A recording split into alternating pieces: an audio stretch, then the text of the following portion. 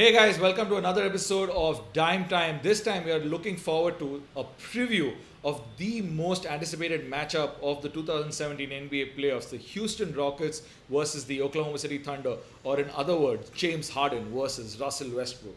Now, Houston had a fairly eventful offseason. They let go of Dwight Howard, thankfully, and fortified the team with two of the best sharpshooters in the league in Eric Gordon and Ryan Anderson.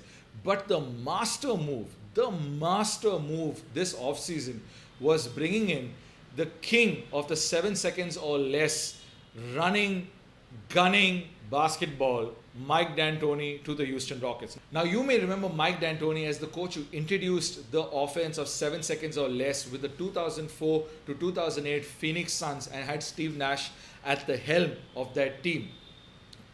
This Rockets team, built by the mastermind Daryl Morey, had pretty much the same structure.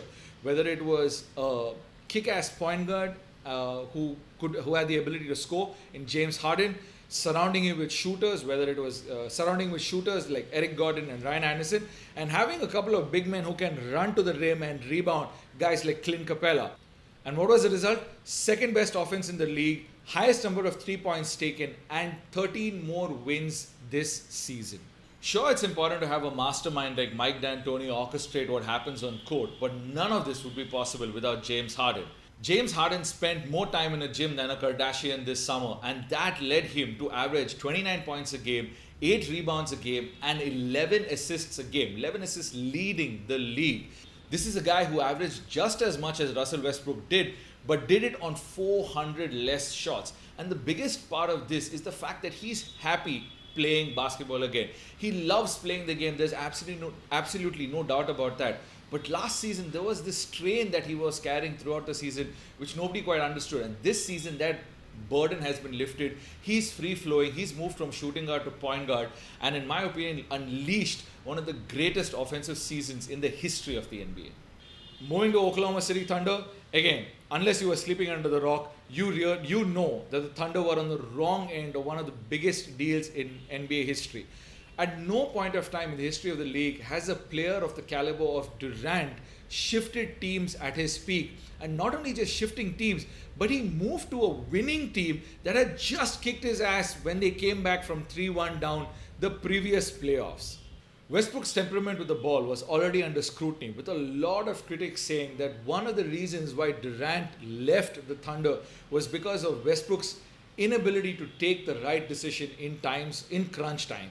Like, this is a guy who had one of the 4 best players in the league as his teammate, but would routinely take up bad shots and create bad possessions, leading to a ton of losses for the Thunder and a ton of disappointment over the season.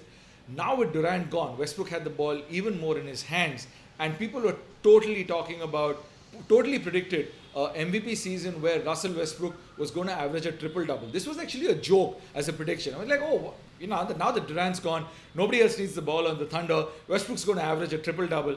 Maybe he'll be MVP. Guess what?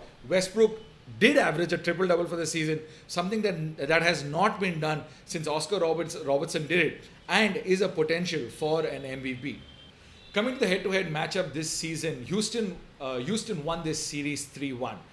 Now, the Rockets love playing with each other. They enjoy playing with each other. They enjoy playing off each other. As a matter of fact, Harden, despite the fact that Harden is a ball-dominant guard and has to have the ball in his hands, everybody else on the Rockets are happy because they're winning and they're playing good basketball. Yes, and one of the things is they all accept the fact that Harden is the man of the moment for them. They all have to play off him. And Harden has led the league in assists this season, so the ball's definitely going out to his teammates. The Rockets like playing with each other, but the Thunder like playing with Westbrook. I don't know how that works. I mean, Westbrook's the only guy who can do any damage. Yes, they have Cantor running their second unit. Yes, they have Andre Robertson, who will probably give James Harden some trouble. But you have to understand that James Harden right now is the biggest threat for a pick and roll in the NBA, because he's running the pick and roll with 3 different players on his team, all of whom are potential threats to score. Whether it's Clint Capella, who will run to the rim, whether it's Ryan Anderson and Eric Gordon, who will show up on the sides to knock down threes.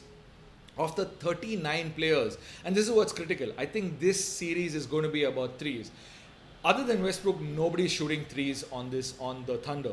But out of the 39 players that have attempted at least two threes in the NBA, the Houston Rockets, surprise, surprise, have three of them. The Thunder have zero. Sure, Westbrook had a fantastic season. This is a guy who averaged a triple double over a season. But and by himself, he can win one, maybe two games. But don't expect the Houston Rockets to make this easy for the Thunder.